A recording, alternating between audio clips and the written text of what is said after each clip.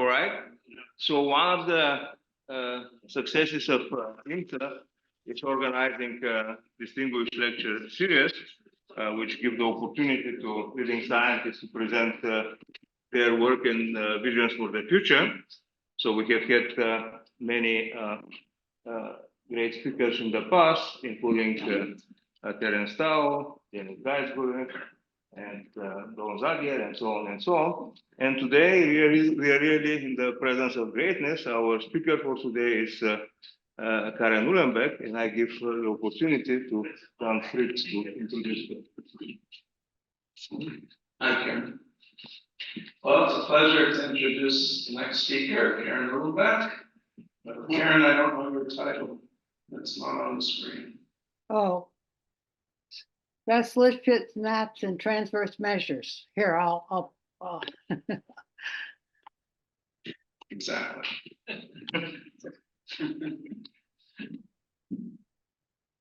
there we go. Okay. It is a great honor to receive an invitation to speak at the conference in honor of I. Nigel Hitchen. You will hear the other talks in this conference about the impact of his work and progress made over the past decades. I have, however, a confession to make. I've always felt safer not working in many areas of mathematics where the competition is too stiff. With so many excellent mathematicians, in particular Nigel, working in these areas, I remain doubtful that I have contributed much, and so my talk is very different. The topic of my lectures was suggested to me by George Daskalopoulos, who I believe is there with you, and as most of you know, was my PhD student decades ago. All the work I will talk about is joint with George. I'm hoping this talk gives a sense of the fun we have been having as a thank you to Nigel for all the beautiful mathematics he has given us. Okay.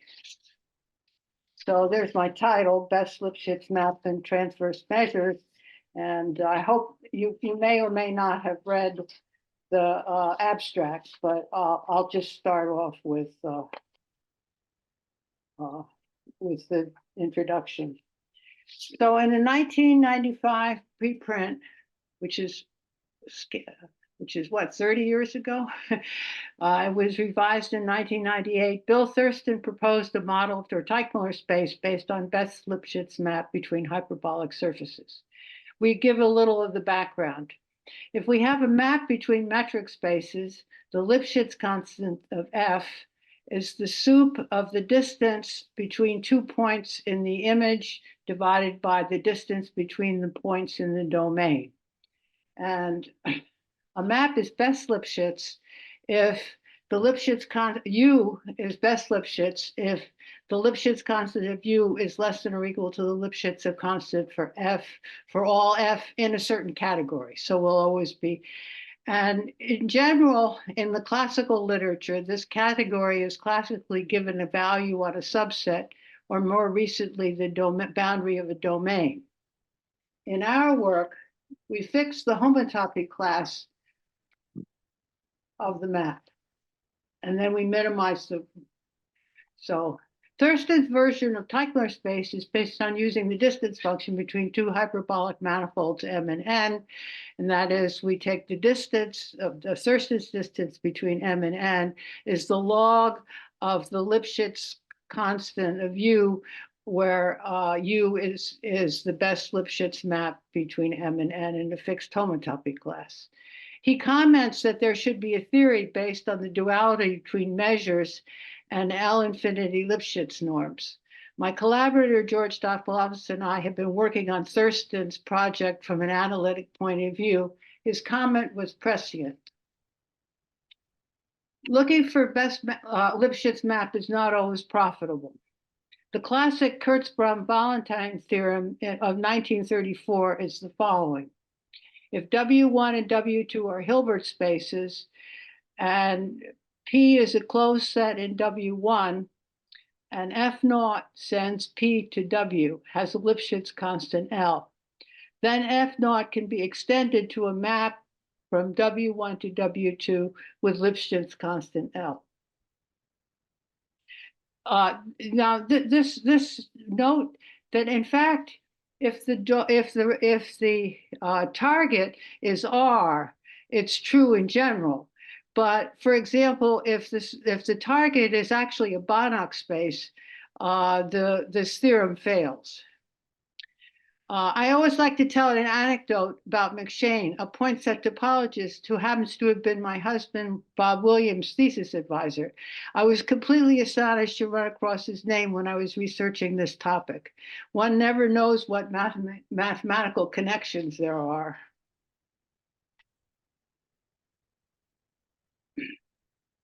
A fundamental theorem inspired by Thurston's work is one of Gerritaud and Casal. In this case, they take W1 and W2 to be hyperbolic space, and P is in W1 and F sends P to H2. And we also need the Lipschitz constant to be bigger than 1. Then there exists an extension from H2 to H2 with the Lipschitz constant of U equal to the Lipschitz constant of the F. So F can be extended. That's for all U restricted to the map P being F. They actually don't prove this. We'll get into detail about what they prove. They prove an equivariant version of this, which is the theorem about maps between hyperbolic surfaces. In other words, inspired by Thurston's ideas. But the point here is that L has to be bigger than 1. Another way to state this is if we normalize, we can of course change the sizes of the domain or range so that we can always change that so the Lipschitz constant is 1. And in that case, the map must decrease curvature. There are local counterexamples to this space. In that case, in our entire work, our Lipschitz constant will be bigger than 1. Sorry. Best Lipschitz constant are very flabby. You don't really, we define the stretch set of a best Lipschitz map to be the set on which the Lipschitz constant at the point is the Lipschitz constant of U, and which is the maximum Lipschitz constant. Clearly, U can be almost anything away from the stretch set. That is, there's no, in this definition, we aren't really concerned about what U does away from the stretch set. So there's a further definition, and that is a map U is absolutely minimizing if for any ball omega in T, and for any F sending T to W agreeing with U on T minus omega, the Lipschitz constant of U should be less than the Lipschitz constant of F. That's when you go to the interior, you still want to be best Lipschitz. And actually, it turns out that to be really useful, you want absolutely minimizing in the strict sense. And when you want to know when this equality holds, the maximum stretch set of U is contained in the maximum stretch set of F. So this is some background. And actually, these maps are also called tight. And I'm a little bit unclear about what the proper terminology is. There's an extensive literature of maps from a domain in Rn to R, and these are the so-called infinity harmonic functions. However, we're interested here in maps between hyperbolic spaces, and we could only find one reference on vector-valued infinity harmonic functions. There's a paper by Sheffield and Smart on vector-valued Lipschitz extension. And this is where I saw a definition of tight or absolutely minimizing for the first time. One thing that they actually do prove is that smooth such maps are very rigid. And this, of course, is not encouraging. This means if we're looking for best Lipschitz maps between hyperbolic spaces, the maps we actually find cannot be very smooth. Okay, so because we could find nothing about vector value extensions, we looked as a warm-up to infinity harmonic maps from a Riemann surface M to the circle S1. We also realized later that our results apply to sections of a line bundle, but I won't that makes them look much more like, since you have a continuous family of line bundles, this makes it looks much more like maps from a Riemann surface to a Riemann surface, where the target also has a moduli. So from this perspective, the problem is actually more similar to maps to a Riemann surface than if you take a circle. So what we do is we fix the homotopy class of maps from M to S1, and we look at the integral of the p-th power of the derivative of F. And this is, we treat this as a classical calculus of variations problem. And the Euler-Lagrange equations are just easily seen to be d star of the derivative of u at absolute value to the p minus 2 power times du. That whole object, whole object equal to 0. So there's the Euler-Lagrange. And theorem two, our theorem is that this copies, by the way, the classical literature for domains in Rn and real valued functions. There exists a subsequence of maps of p's going to infinity, such that u restrict the u p j's converge to a map u weakly in WS1 for all s. That's WS1 is these are the I call them LPS. LP, okay. And u, sorry, this should be W1S.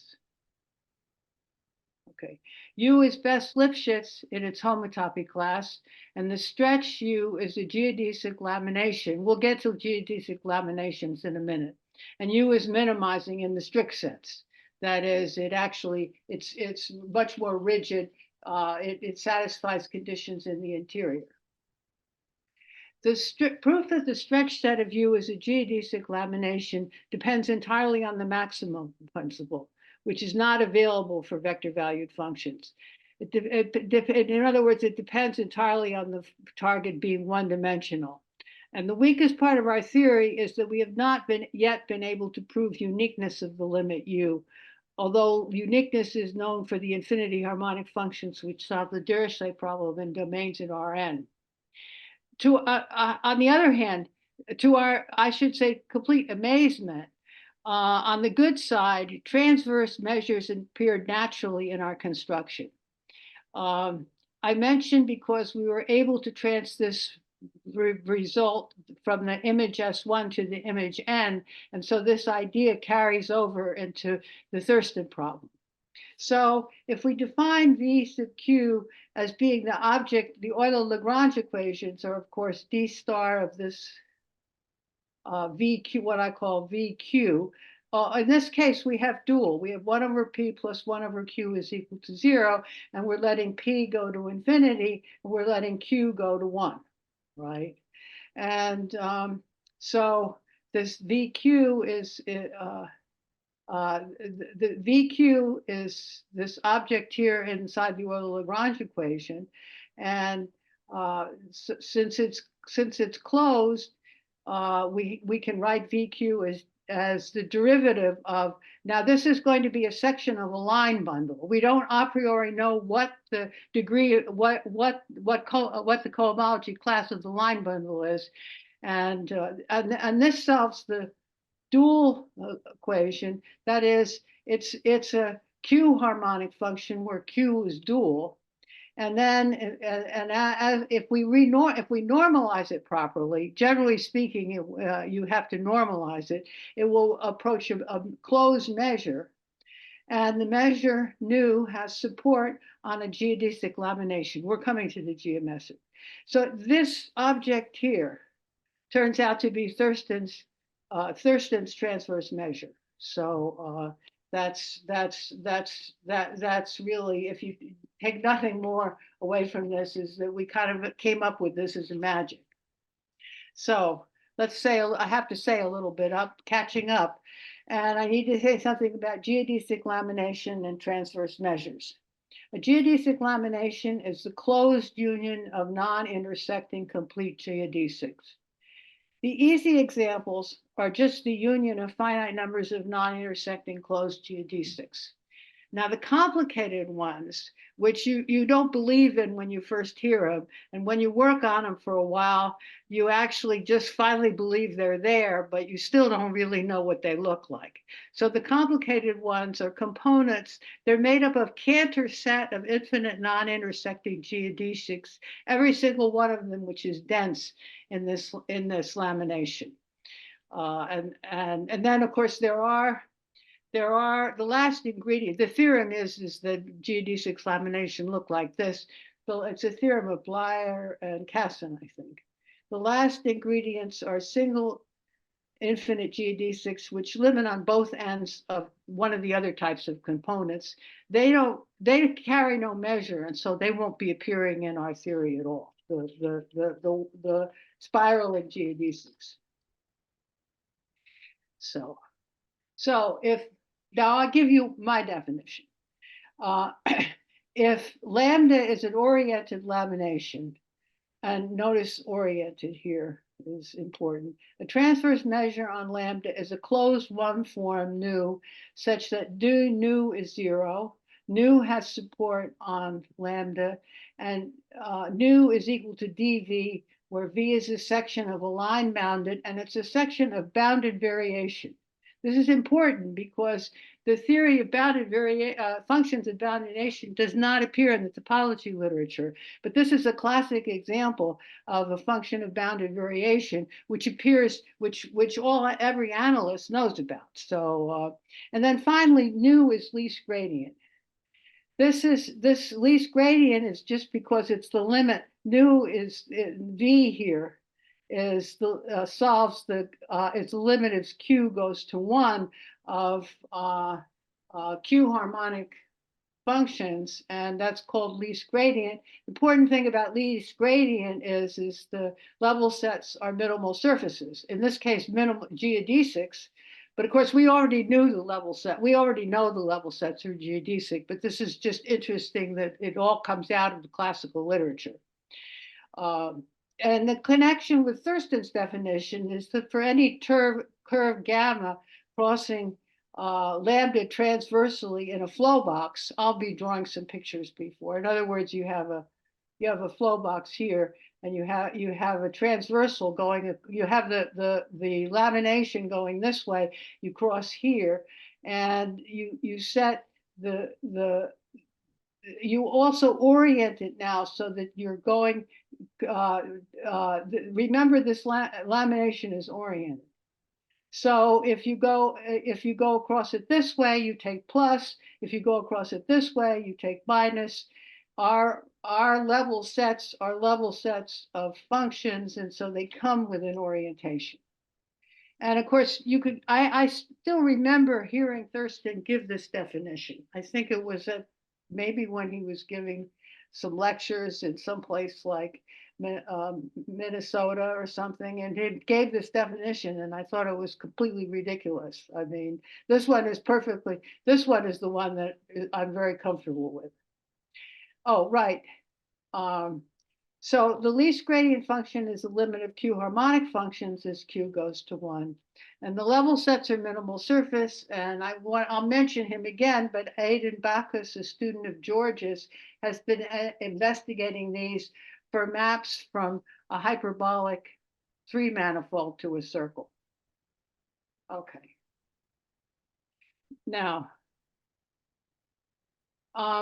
recall that VQ was defined as the star of the object inside the Euler-Lagrange equations, and we just took the limit of them. Now, the theorem is that the proof of the support theorem, the fact that the support of this measure we get is on the the maximum stretch lamination is very important, and the proof actually carries over to maps from between hyperbolic surfaces, which is why I give it. So here we have. Okay, so fix the homotopy classes of map from M to S1. A lamination is the canonical lamination for the homotopy class if there is a best Lipschitz map whose maximum stretch set is lambda, and lambda is the maximum stretch set of every Lipschitz map. We had not known about the existence of canonical laminations when we wrote our first paper on this. And the fact is, what we were about to show was that the measure nu v vanishes on a set in which the best Lipschitz function has Lipschitz constant less than L. Effectively, this shows the support of V is in the canonical lamination. That is, V was the limit of the objects normalized. So I'm going to give the proof. You have to do a little bit of math in a talk rather than just talking. And so I'll give a try at giving the proof for this. It's at least you can see where the Euler-Lagrange equations come from. So it's convenient to normalize so that the Lipschitz constant is 1. You can always do this if you're just proving a local theorem, and so we can do that. And we let F be a best Lipschitz map, and O I set on which df, the derivative of F is equal to B, is less than or equal to B, which is strictly less than 1. So we normalize, we take the pth root of the normalizing constant and set up equal to a slight, now K, this normalizing constant will approach 1. So I don't know whether I've written that down. So P has to approach 1. That's because the Lipschitz constant is going to be 1. And if you were the pth, the pth root of KQ is going to approach the Lipschitz constant, which is going to be 1. And so from the Euler-Lagrange equations, you actually know that you've normalized this. You also know, by the way, that if you put in DUP here, strictly, that this is 0. That's the Euler-Lagrange equations. These two things are homotopic so that they're allowable to put in. Now, but we put in a slight difference. So this is DUP plus kappa P minus 1 DUP, right? And so this is actually equal to this. And this is actually easily seen to, and this, since this approaches 0, this approaches this, go to 0. So now we can actually take the complement of that set, and on the complement of that set, this object here, we now take the place, we now split up into 2 different situations. We split up to the case where, we first, sorry, yes. Sorry. So I knew I'd get into a little trouble here. We look at M star to be the set on which this object here is less than 0. We want it to be greater than 0 almost everywhere. And we let O be the set on which the Lipschitz constant of F is less than A is less than 1. And so if we actually compute this, this is less than or equal EP plus M star. And in any case, the places on which this object here is negative are very small.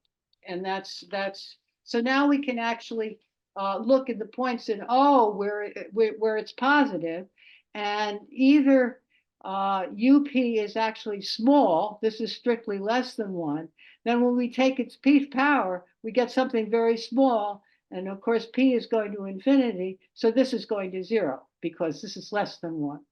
And then in the other region, we can actually bound this object, we can actually bound u to the P in that, and by this, and this is going to 0. So so we conclude that the computation of UP to the P on the set is going to 0, which means that the support of the limit, U was actually the support of the limit, is actually on the place where PF is basically equal to 1, which is the lamination.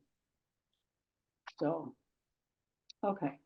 So, as I said, that was amazingly successful discovery. And and we also, I should also point out the fact that there's an immense literature on infinity harmonic functions. And it's difficult. And for example, if the domain is two-dimensional, a very difficult theorem, probably the most difficult theorem, is that the derivative is Holder continuous. So there's this, in 2 dimensions, you have a slight bit of differentiability. And so there's a very difficult literature on this subject. We didn't really need to use any of it. And in fact, the one bit we would have liked to use, which is the uniqueness of the limit, that turns out the uniqueness of the limit was one of the difficult things in the analysis literature for infinity harmonic functions. But it was proved, it's proved because it's a viscosity solution for a certain PDE. And we can't extend that proof.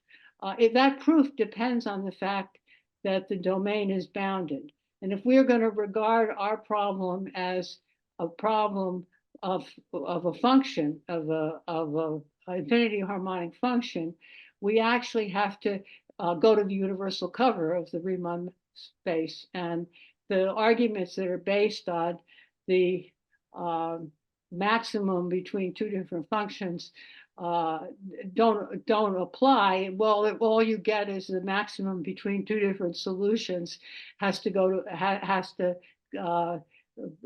to infinity in the universal cover, which means it's topologically non-trivial in the base. But anyway, so I'm going a little faster than I expected to. Well, that's okay. So as I said, we didn't use any of the difficult theorems in this talk, in this thing. So then we were brave, and we actually moved on to consider the case where we're mapping F between M and N. Okay, between hypersurfaces. Now, the first there's many difficulties things, but probably the basic one, which is that minimizing the integral of the derivative to the Pth power function on maps between manifolds is actually, that's a P harmonic function, a P harmonic map, and that's of course been studied. But it doesn't give the right answer. If you let P go to infinity, this minimizes the norm of the derivative. And we want to actually, if you want to think of df, is going to have 2 eigenvalues, L1 and L2, or singular values, or whatever you want to call them. So df has 2 eigenvalues, and this one, the harmonic function would be this, and we want to minimize the maximum of L1 and L2. So we have to change the problem, and so it might be interesting to study the limits of p harmonic maps. But by the way, remember that if the domain, if for S1, df only has one eigenvalue, right? And so that's why we could use p harmonic functions in that case. But here we have to take a new problem, and the norms involved, we've not found any literature on calculus of variation problems for them. What seems to have worked as approximation is to minimize the integral of the pth power of the eigenvalues of df. These norms are called Schatten von Neumann norms, okay? And there's literature on these norms and the inner products and, what sort of a Banach space are you going to get? But there's no literature on the integrals. So what we do is to actually formally set this up, we take a map df, and basically what we're looking at here is the dot product. We take the dot product in the cotangent space, and this gives a matrix in the tangent space of the image. And so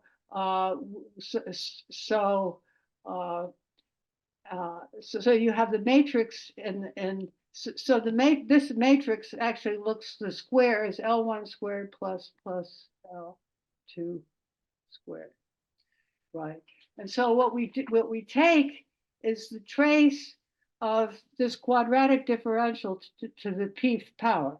So this is effectively L1 to the p plus L2 to the p d mu integral of this. And so you can easily calculate the Euler-Lagrange equations, and this is not so difficult a problem to work on. So at first, the solutions are only in W1P. That is, and the system fails to be elliptic at all the points where the rank of this quadratic differential is not maximal. And quite honestly, I never thought about this problem. I never thought this problem would be a problem, because I'm not sure how many of you know a lot about regularity theorems for even PDEs in 2 dimensions. But for PDEs in 2 dimensions that come from a variational problem, it's all of the ones I know have solutions whose derivative is Hölder continuous. That is, I would have expect and conjecture that the critical points U should be in UP. These are UP. In the class should be in C1 alpha. In particular, we like them to be in L1 infinity anyway. I mean, that's. And however, that doesn't seem to be true. And so the easy theorem is the functional JP takes on its minimum in every homotopy of class of maps for P bigger than the dimension N, and the function of UP at which the minimum is taken on is in WP1 is a weak solution. So this is true for any manifolds. Okay, there's nothing particular to hyperbolic surfaces. The domain and range can be arbitrary, and in fact, the solutions don't even have to be. It doesn't have to be. It's a convex if the image is has negative curvature, but the existence theorem for solutions does not demand that. It just but I was able to get, I should say because this was my end of things. What we were able to show is that basically the quadratic, this is really Q to the P over 2, and it's in L to 1. That is, you can get one little tiny bit, but what it does in 2 dimensions gives you that the UP is actually not only in, this is L It's in LS. I don't know what I did there. LS for all S. And so this means that you can actually manipulate it a bit. You only knew that it was an LP, but you could manipulate it a bit because it actually is an LS for all S. So, okay. So this is, I got kind of stuck there. Okay. Now, actually, I have there's a sort of a question about this integral. I was really surprised that I asked all the experts that I could. I mean, Camilo was convinced he had a friend that knew everything. He didn't tell me who it was, but I asked all the people I knew, and no one had actually seen this integral before. And I guess I have a theory that the reason it can't be that no one thought of it, because mathematicians are very creative and they think of almost everything. And this is actually a natural extension of the calculus of variations problems that come up. And so I'm now wondering if the reason I couldn't find any references is because everybody who looked at the problem got stuck.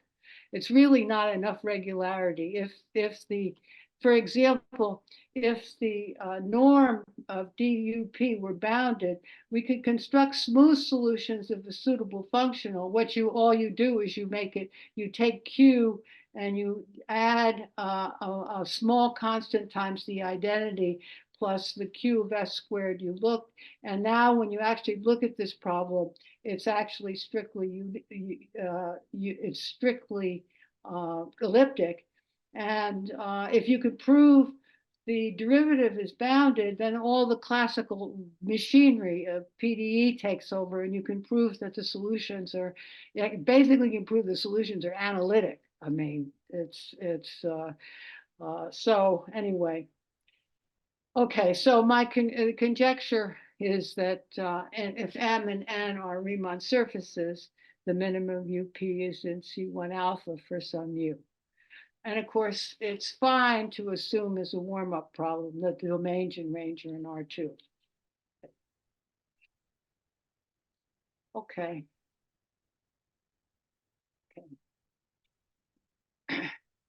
So so now let's talk about these infinity harmonic maps in the maximal stretch set.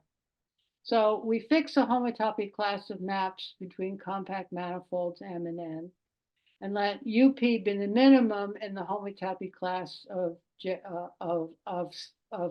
sub F. So we have a theorem. There exists a subsequence. Again, this is all these compactness theorems, such that the sequence U sub Pj converges weakly to U in W1S for all S.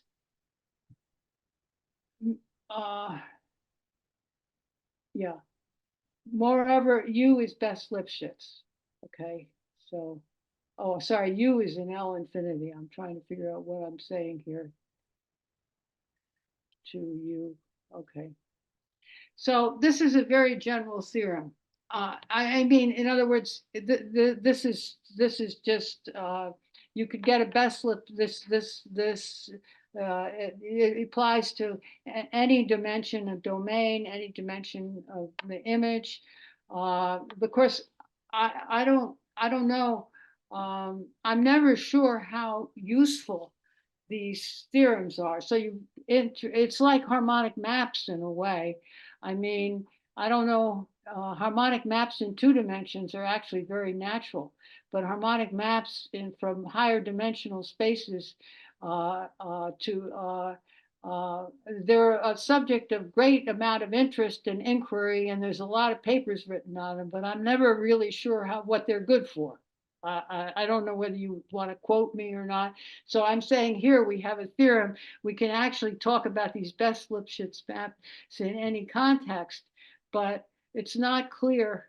It's not clear what use it has. I mean, but it probably has as much use as, well, it certainly has as much use as p harmonic maps. In fact, one conjectures here that you have L2 harmonic maps.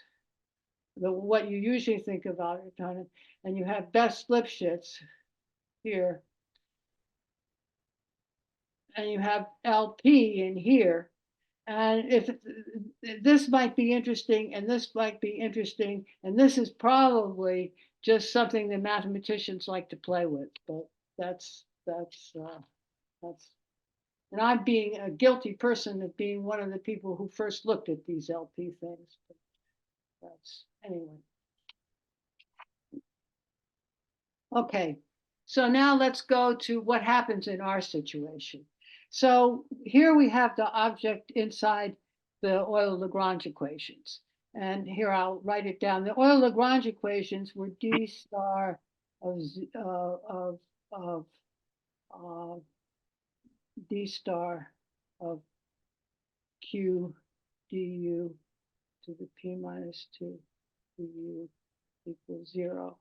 So we can set z equal to star, we can set zp equal to this, but zp is not closed. It's a section of the cotangent bundle of M tensored with the pullback of the tangent bundle of N.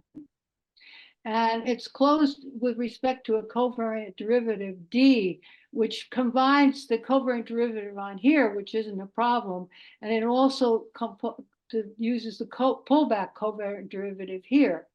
And so this is really, how are we going to actually repeat what we did in one dimension for S1 and for Riemann surfaces?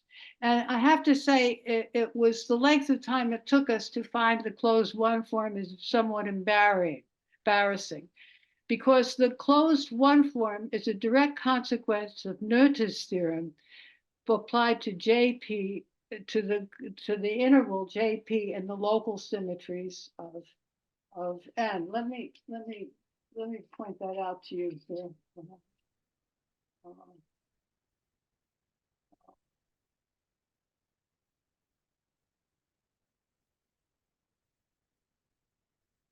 Yeah. Well, here, let's see what we did is we took Q to the P du du integral over M2, and the image is N is a Riemann surface. Now, of course, the image has no global symmetries, but it has, of course, local symmetries. It's a local rank 1 symmetric space. And so when I go over here, the local symmetries actually leave this integral invariant. But Noether's theorem is basically only about local symmetries. It says nothing about global symmetries. So we have a local, it doesn't, in other words, the Noether's theorem does not say if we have a calculus of variations that is invariant under a group action, then so and so and so. In fact, what Noether's theorem says is if the integrand is invariant under actually it's a Lie algebra action, then there is a conservation law. And so in this case, now of course it's fine. And in fact, if you actually applied Noether's theorem directly, the way she would have done it, which is write it down, you actually get immediately the answer. On the other hand, I'm giving it to you in a way that we found it, which is what we have to have a special description of N.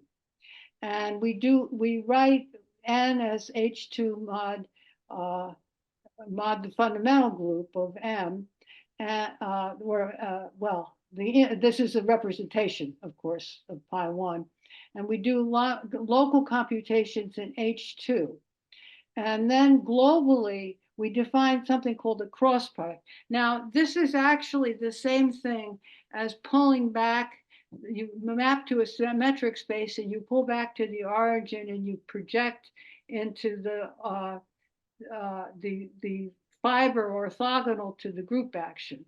But in our case, we write it as a formula. That is, Z and U are vectors, and we take ZU times the adjoint of UP minus UP times the adjoint of this is the duality, and this is in R to 1. So it's a section of a flat Lie algebra bundle over M. And so our local symmetries naturally go there. Now, if you had global singularities, this would be the trivial bundle. But of course, you know you don't have global singularities, so this is not the trivial bundle. And of course, the lemma immediately is that if D star, in other words, if D Z equals 0, it's if and only if D of Z pulled back to the Lie algebra, the orthogonal the Lie algebra. Okay, and so we proceed actually, as in the warm-up case, that we normalize the same way we normalized to have an integral current, and something was integral is bounded, and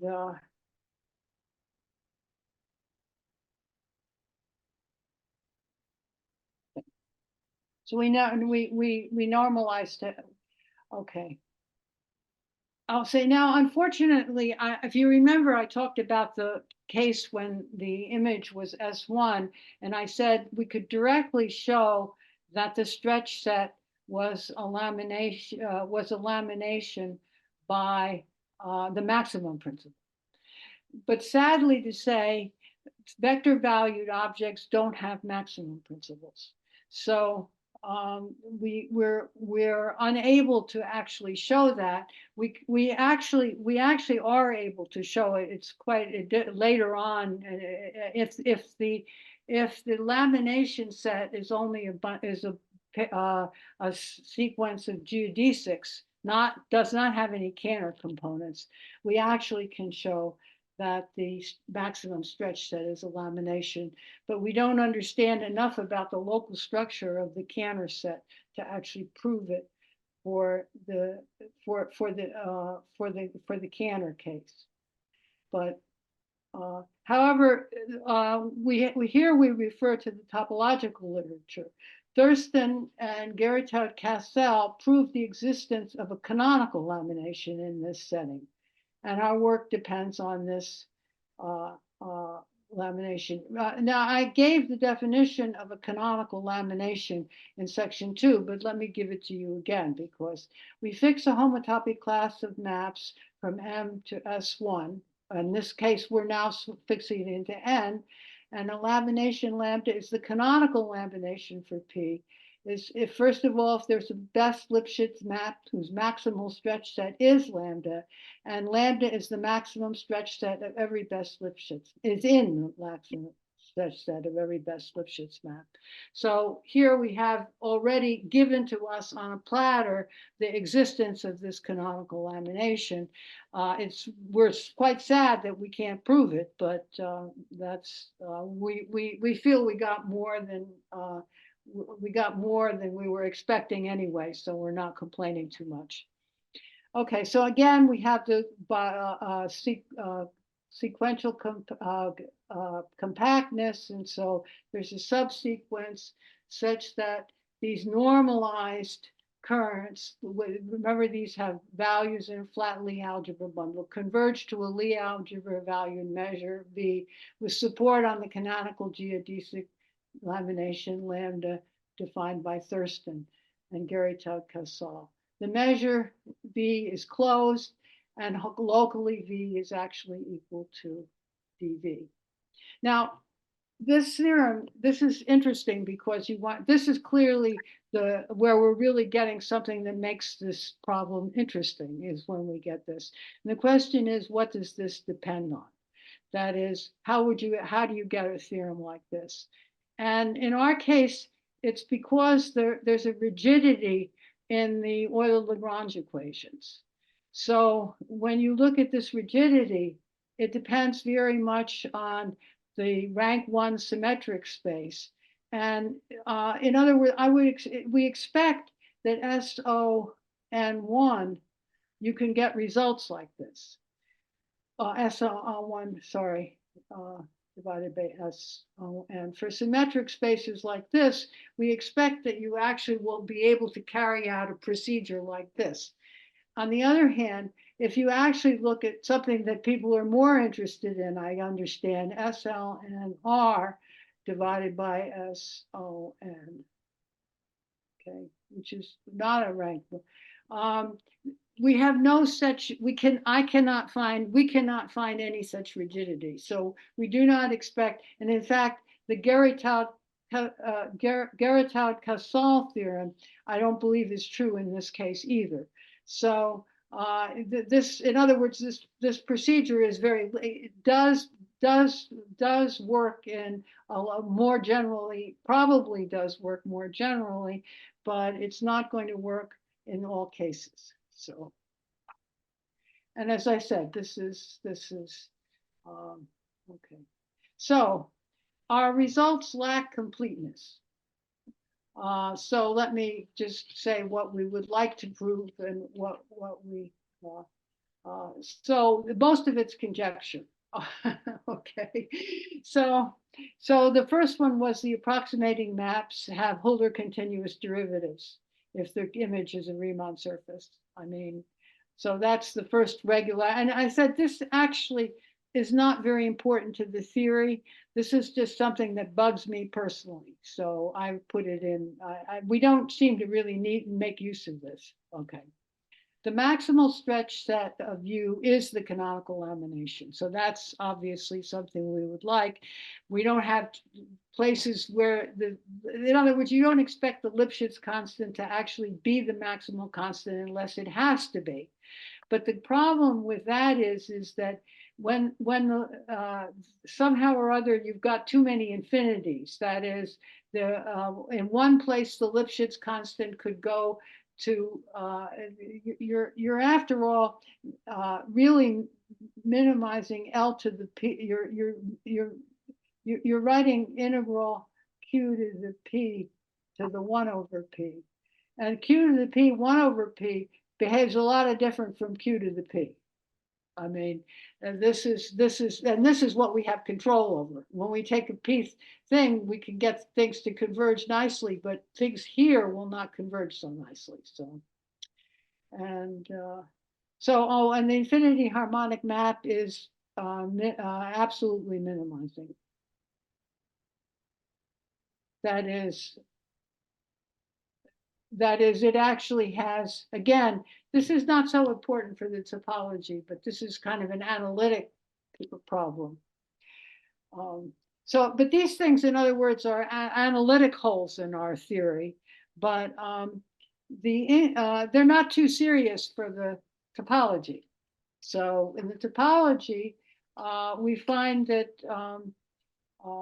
we would like to know that the uniqueness of, we actually do have one theorem.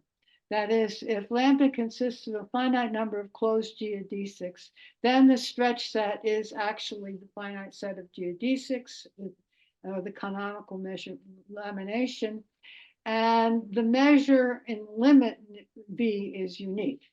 And we conjecture that this is okay. And we conjecture this is true in general. So, oh, by the way, and so what is the unique measure? The unique measure is the one that gives the, is basically parameterization by arc length. It's proportional to arc length. So if you have a little geodesic and a big geodesic, the little geodesic has a lot less measure on it than the big one because the big one's longer.